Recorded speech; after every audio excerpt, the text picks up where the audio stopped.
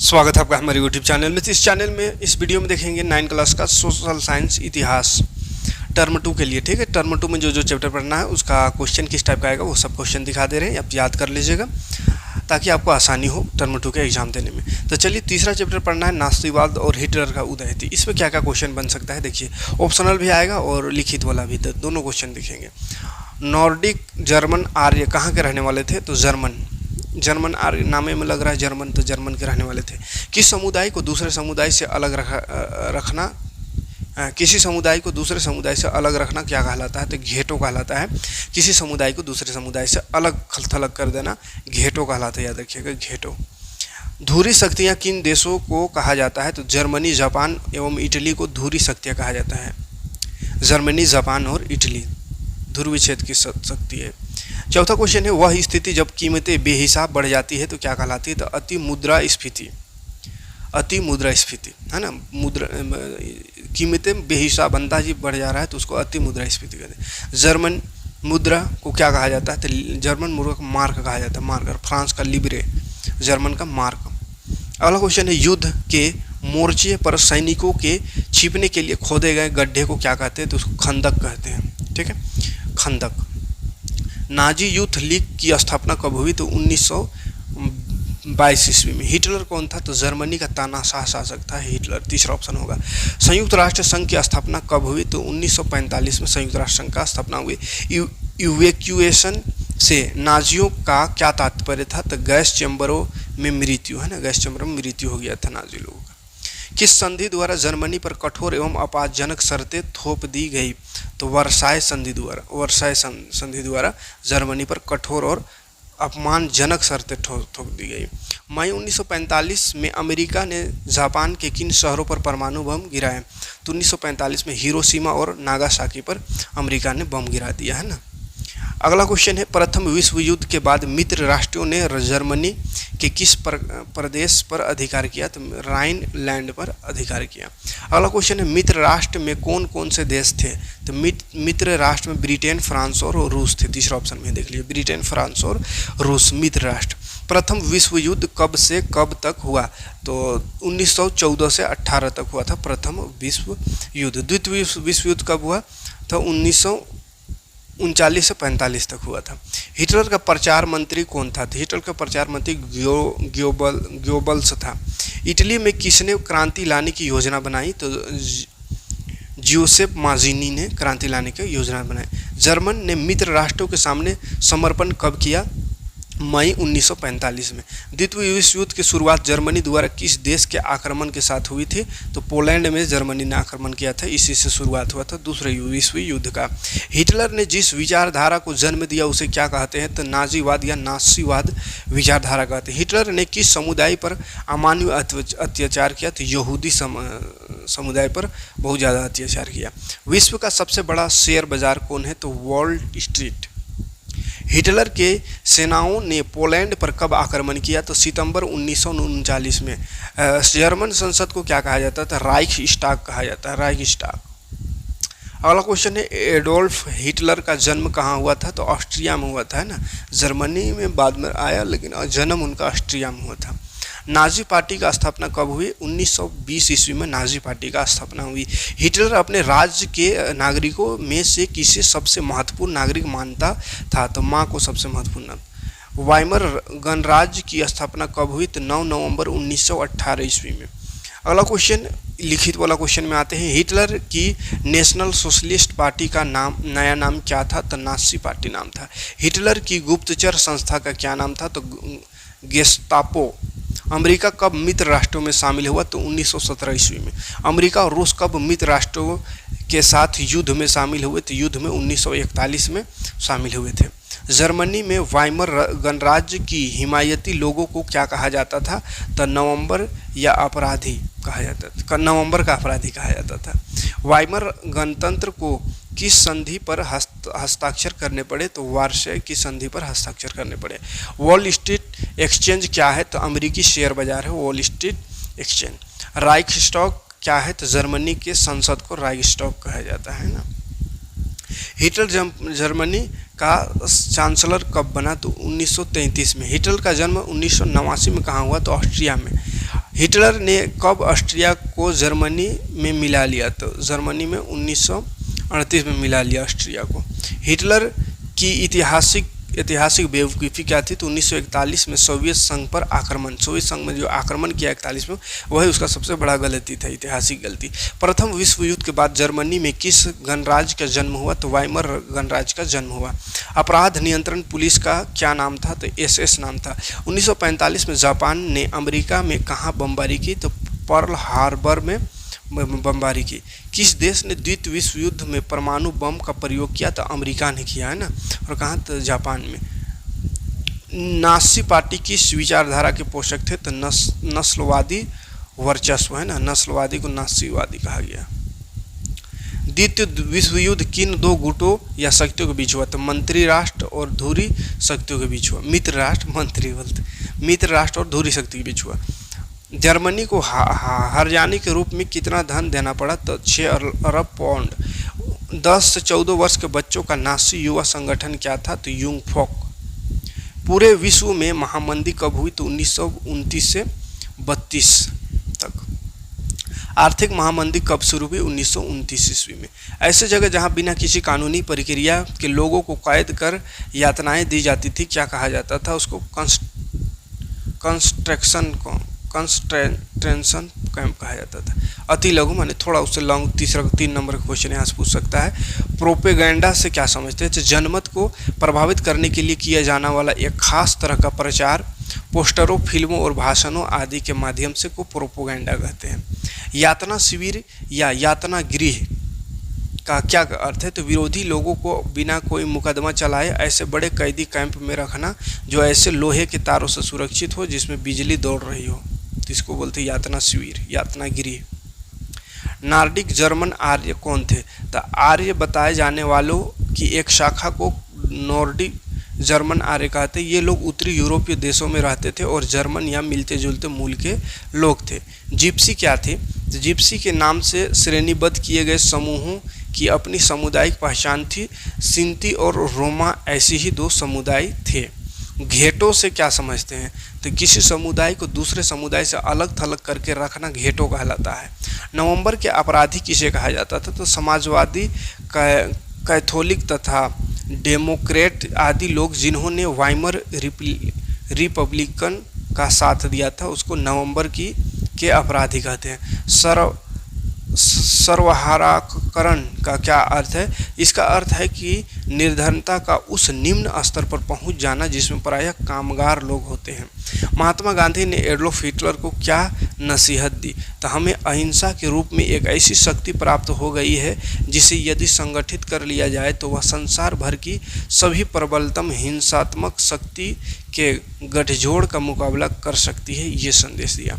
अगला दीर्घ उत्तरी माने सबसे लॉन्ग 5 नंबर का क्वेश्चन यहाँ से पूछ सकता है। 1930 तक आते आते जर्मनी में नाज़ीवाद को लोकप्रियता क्यों मिलने लगी, वर्णन करना है। तो वाइमर गणराज्य के असफल होने के बाद जर्मनी में एक राजनीतिक शून्यता की स्थिति थी।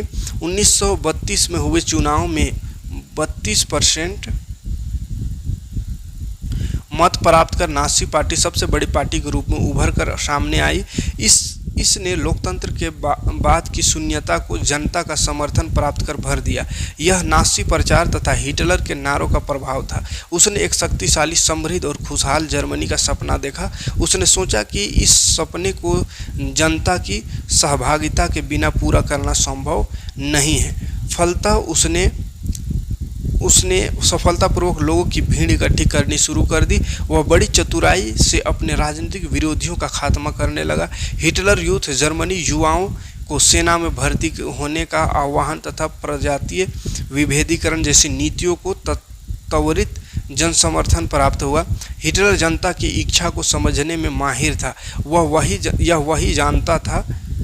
यह वही जनता थी जिसके आत्मसम्मान को युद्ध में पराजय तथा वर्साय की अपमानजनक संधि से गहरा धक्का लगा था।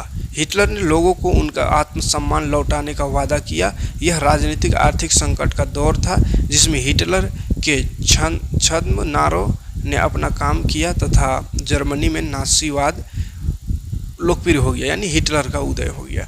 नाजी समाज में औरतों की क्या भूमिका थी? तो जर्मनी में बच्चों को बार बार बताया जाता था कि पुरुषों एवं महिलाओं में बड़ा भारी अंतर है। लोकतांत्रिक समाजों में आदमियों तथा औरतों की समानता के लिए जो संघर्ष चल रहे हैं वे पूरी तरह से गलत है, और अगर उसे मान लिया जाता है या उसे लागू कर दिया जाता है तो इससे समाज पूरी तरह बर्बाद हो जाएगा। अगला दूसरा लिख सकते हैं, नाजी जर्मनी में जहां एक और लड़कों को कहा जाता था कि वे दिल, दिमाग और शरीर से कठोर हृदय, बहुत ही बलवान तथा कठोर बने, वहीं लड़कियों को कहा जाता था कि वे उदार हृदय, मां तथा केवल शुद्ध जर्मन आर्यों का ही गर्भ धारण करके केवल शुद्ध जर्मन नस्ल के बच्चे को ही का ही माँ बने, यानी जर्मनी से ही शादी उदी करें। लड़कियां ही जर्मन जाति की शुद्धता को बनाए रख सकती है, माने जर्मन जाति के शुद्धता को, जाति को बचाने के लिए लड़कियों को कहा जाता था, लड़की ही बचा सकती। वे स्वयं ही यहूदियों से दूर रहे, घर की देखभाल करें तथा वे घरों पर रहकर हर समय नाजी मूल्यों की ही शिक्षा दीक्षा अपने बच्चों को देती रहे, मतलब नाजी को। उन्हें ही आर्य संस्कृति एवं जाति को आगे लेकर चलने वाली बनना है। जो भी महिलाएं घोषित व्यवहार के नियमों के रास्ते से भटक जाती हैं उन्हें सार्वजनिक तौर पर अपमानित किया जाता था तथा उन्हें बड़ी कठोर सजाएं दी जाती थी।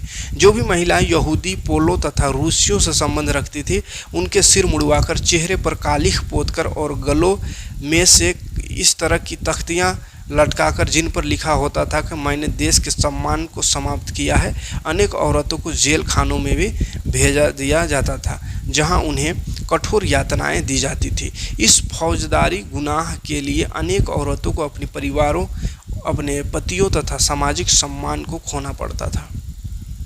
जर्मनी में नाजीवाद की विजय के प्रमुख प्रभाव क्या थे? तो जर्मनी में नाजीवाद की विजय के प्रमुख प्रभाव या परिणाम इस प्रकार थे। जर्मनी में नाजीवाद की विजय का परिणाम यह हुआ कि वहाँ की सत्ता हिटलर के साथ हाथ में आ गई और उसने सैनिक शक्ति को बहुत तेजी से बढ़ावा दिया। जर्मनी के लोग प्रथम विश्व युद्ध हुए अपने अपमान का बदला लेने के लिए युद्ध की तैयारियां करने लगे और विनाशकारी शस्त्र बनाने लगे। परिणाम स्वरूप अन्य देशों में भी शस्त्र की होड़ लग गई, अतः दूसरे विश्व युद्ध की भूमिका तैयार हो गई। वाइमर गणतंत्र के जन्म पर एक लघु टिप्पणी लिखें। तो जर्मन केंद्रीय शक्तियों के साथ प्रथम विश्व युद्ध में नवंबर 1918 में मित्रगुट अलायंस पावर्स से पराजित हुआ। शाही जर्मनी कि इस पराजय ने संसदीय राजनीतिक दलों को जर्मनी का राजनीति का पुनः रूपांतरण करने का अवसर प्रदान किया। एक राष्ट्रीय सभा वाइमर में मिली तथा संसदीय संविधान की स्थापना की जिसमें संघीय ढांचा अपनाया गया।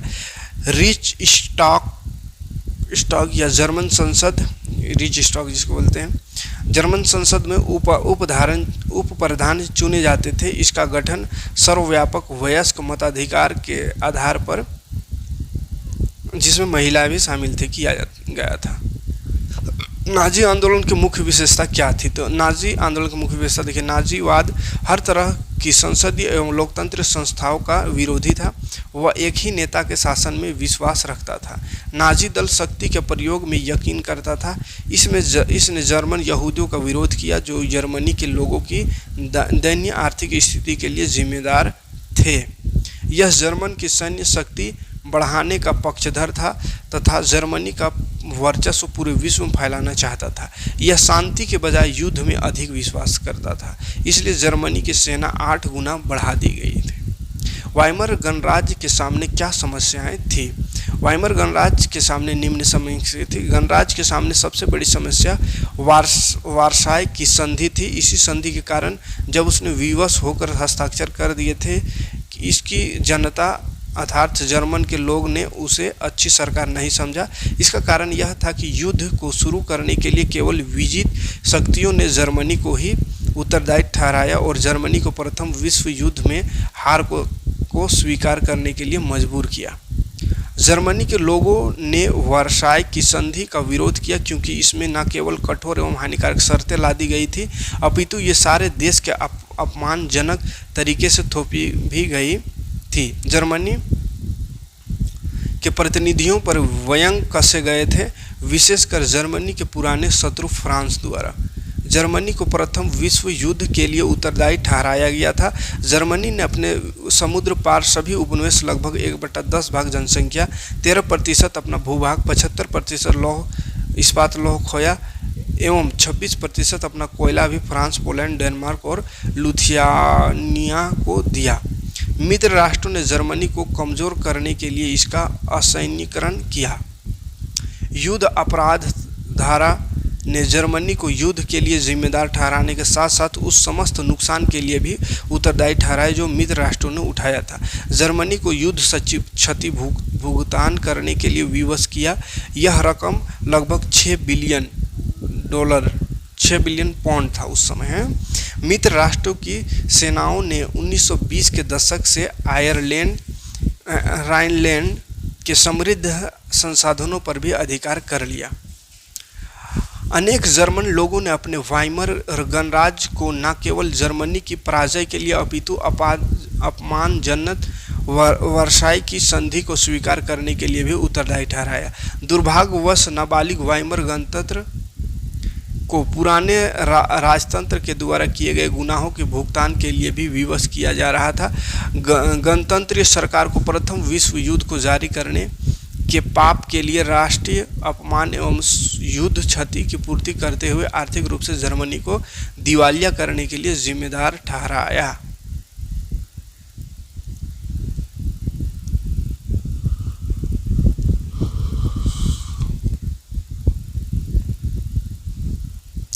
नासी सोच के खास पहलू कौन से थे, वर्णन करें तो प्रथम विश्व युद्ध के पश्चात जर्मनी से वारसाई की संधि द्वारा जो कठोर और अपमानजनक व्यवहार किया गया उसका यह परिणाम हुआ कि जर्मनी में नाजीवादी नाम से एक तानाशाही राज स्थापित हो गया। नाजी दल के मुख्य विशेषताएं या मुख्य विचार या मुख्य सिद्धांत। प्रथम विश्व युद्ध के पश्चात जर्मनी में हिटलर के नेतृत्व पर का आरंभ हुआ। इस आंदोलन के मुख्य सिद्धांत निम्नलिखित थे। पहला सिद्धांत, राज्य सबसे ऊपर है। नाजीवाद के अनुसार लोग राज्य के लिए हैं, ना कि राज्य लोगों के लिए। नाजीवादी सभी प्रकार के संसदीय संस्थाओं को समाप्त करने के पक्ष में थे और एक महान नेता के नेतृत्व की सराहना करता था। यह युद्ध को उचित ठहराता था और शक्ति के प्रयोग को सराहना करता था। यह उदारवाद, समाजवाद और साम्यवाद को जड़ से उखाड़ फेंकना चाहता था। यह जर्मनी में यहूदी लोगों को बिल्कुल मिटा देने के पक्ष में था, क्योंकि वे ही जर्मन के लोगों की आर्थिक मुसीबतों के कारण थे। यह हर विरोध को समाप्त कर देना चाहता था और हर प्रकार के दल संगठन के विरुद्ध था। नाजीवाद जर्मनी साम्राज्य का विस्तार करना चाहता था और उन सभी बस्तियों को वापस लेना चाहता था जो प्रथम विश्व युद्ध से पहले जर्मनी के अधीन थी। नाजीवाद जर्मन के सैनिक शक्ति को बढ़ाना चाहता था और उसे विश्व का महान शक्ति के रूप में देखना चाहता था। अगला प्रश्न बनेगा, नाज़ियों का प्रोपेगेंडा यहूदियों के खिलाफ नफरत पैदा करने में इतना असरदार कैसे रहा। तो 1933 में जर्मनी की शक्ति पकड़ने के पश्चात शीघ्र ही हिटलर ने यहूदियों के विरुद्ध सर्वत्र घृणा का प्रचार करना शुरू कर दिया और इस उद्देश्य से उसे काफ़ी सफलता भी प्राप्त हुई। उसकी इस सफलता के लिए अनेक कारण उत्तरदायी थे, जिनमें से कुछ निम्नलिखित है। पहला कारण, अपनी सभी कठिनाइयों के लिए जो जर्मनी के लोगों की प्रथम विश्व युद्ध के बाद सहनी पड़ी, उन्होंने वाइमर गणतंत्र को उत्तरदायी ठहराया। उन्होंने मित्र राष्ट्र से होने वाली कठोर और अपमानजनक संधि पर हस्ताक्षर किए थे। सारी जर्मन जाति ने ऐसा महसूस करना शुरू कर दिया जैसे कोई उनका जानबूझकर निरादर कर रहा है। चारों तरफ अशांति, निरादर और बेकारी का बोलबाला था। जब हिटलर ने 1933 ईस्वी में वाइमर गणतंत्र से छुटकारा पाया तो लोगों ने चैन की सांसें ली। लोगों की नज़रों में हिटलर का आदर बहुत बढ़ गया और देखते ही देखते वह लोगों का मसीहा बन गया। यदि उसने हाँ कहा तो सारे जर्मन लोग हाँ कहने लगे, यदि उसने ना कहा तो सारे जर्मन लोग ना कहने लगे, है ना। यदि उसने यह कहना शुरू कर दिया कि यहूदी बुरे हैं तो सब ने यही कहना शुरू कर दिया कि वे बुरे हैं। इस प्रकार हिटलर के व्यक्तित्व ने ऐसा करिश्मा कर दिया कि उसका यहूदियों के विरुद्ध प्रचार सफल होता चला गया। अगला, नाज़ियों विशेषकर हिटलर ने ईसाइयों की यहूदियों के विरुद्ध परंपरागत घृणा का खूब लाभ उठाया। ईसाई पहले ही यहूदियों को ईसा मसीह की मृत्यु के लिए उत्तरदायी मानते थे, इसलिए यहूदियों के विरुद्ध हिटलर की घृणा की विचारधारा सफल होती चली गई। नाजी लोग यानी हिटलर की इस धारणा से धारणा ने कि जर्मन लोग उच्च आर्य जाति से संबंध रखते हैं जबकि यहूदी लोग निम्न जाति के हैं, इस आपसी अंतर को और भी बढ़ा दिया। इसलिए जब यहूदियों को हजारों की मात्रा में गैस चैम्बरों में मारा जाने लगा तो जन साधारण बिल्कुल चुप रहे। मैंने हजारों की मात्रा में उन लोगों को गैस चैम्बरों में घुसा घुसा कर यहूदियों को मारे जाने लगा, लेकिन सभी लोग खामोश थे क्योंकि नफरत बहुत ज़्यादा फैल गई थी। नाजी लोगों ने यहूदियों के प्रति घृणा की भावना का प्रचार स्कूल के छोटे छोटे बच्चों से ही करना शुरू कर दिया था। ऐसे में बड़े होकर स्वयं वे इस घृणा का सिद्धांत के प्रचारक बन गए। स्कूल में यहूदी अध्यापकों को बर्खास्त कर दिया गया और यहूदी बच्चों को भी जबरन निकाल दिया गया। इस शुद्धिकरण की नीति और नई पीढ़ी को यहूदियों के विरुद्ध बचपन से ही तैयार करने की नीति का यह परिणाम निकला कि लोग अपने आप यहूदियों से घृणा करने लगे, नफरत करने लगे। अगला क्वेश्चन है, नासियों ने जनता पर पूरा नियंत्रण हासिल करने के लिए कौन कौन से तरीके अपनाए? तो देखिए कौन कौन सा तरीका अपनाया। पहला, युवाओं का विचार परिवर्तन कर दिया। युवाओं को विचार परिवर्तन, उनके बाल्यावस्था से ही नाज़ी सरकार ने बच्चों के मन मस्तिष्क पर कब्जा कर लिया। जैसे जैसे वो बड़े होते गए उन्हें वैचारिक प्रशिक्षण द्वारा नाज़ीवाद की ओर बढ़ने के लिए प्रेरित किया गया। दूसरा, स्कूली बच्चों का विचार परिवर्तन कर दिया है ना। नाज़ी सरकार ने अपनी विचारधारा नए पाठ्यक्रम के अनुरूप पुस्तकें तैयार करवाई, यानी बच्चों पर ज़्यादा फोकस किया। क्या कि बच्चा ही तो कल का भविष्य है, बच्चे का दिमाग को वास कर दिया, बच्चे का दिमाग अभी खाली है, उसमें जो लिखिएगा वो लिखा जाएगा। तो वैसे किया, बच्चों को के दिमाग में भर दिया नफरत, है ना। कई युवाओं चित्रकारिता कार्यक्रम बनाए गए। इन सब के द्वारा उन्हें नम्रता तथा कृतज्ञता का पाठ पढ़ाया गया। उनसे कहा जाता था कि यहूदियों से घृणा तथा हिटलर की पूजा करें, यहूदी से नफरत करो, हिटलर की पूजा करें, ये पढ़ाया जाने लगा। खेल गतिविधियां, उन सभी खेल गतिविधियों खासकर बॉक्सिंग को प्रोत्साहन किया गया जो बच्चों में हिंसा तथा आक्रामकता की भावना पैदा करें। मतलब सिर्फ हिंसा की बात हो रही है, हिंसा को बढ़ावा देने के लिए बच्चों को शिक्षा दी जाने लगी हिंसा को बढ़ावे का। लड़कियों का विचार परिवर्तन किया गया। लड़कियों को शिक्षा दी जाती थी कि उन्हें अच्छी माँ बनना था तथा शुद्ध रक्त वाले आर्य बच्चों को लालन पालन करना था, यानी यहूदियों से संबंध किसी प्रकार का ना रखें।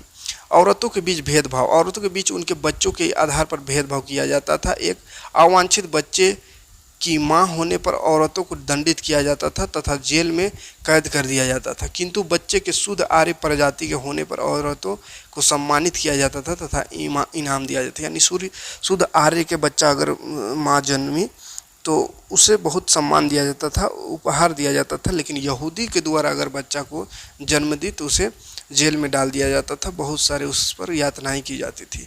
आर्यों का आर्थिक हितों की रक्षा, आर्य प्रजाति के लोगों के लिए आर्थिक अवसरों की भरमार थी। उन्हें रोजगार दिया जाता था, उनके व्यापार को सुरक्षा दी जाती थी तथा सरकार की तरफ से उन्हें हर संभव सहायता दी जाती थी।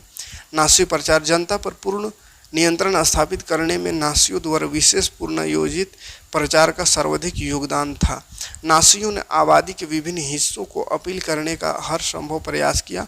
उन्होंने इस आधार पर उनका समर्थन प्राप्त करने का प्रयास किया कि केवल नाज़ीवाद उनके हर समस्या का हल ढूंढ सकते हैं। ठीक है, तो इतना सारा क्वेश्चन को थोड़ा याद कर लीजिएगा। यही सब क्वेश्चन से आपको टर्म 2 में क्वेश्चन पूछेगा। ठीक है, मिलते हैं नेक्स्ट।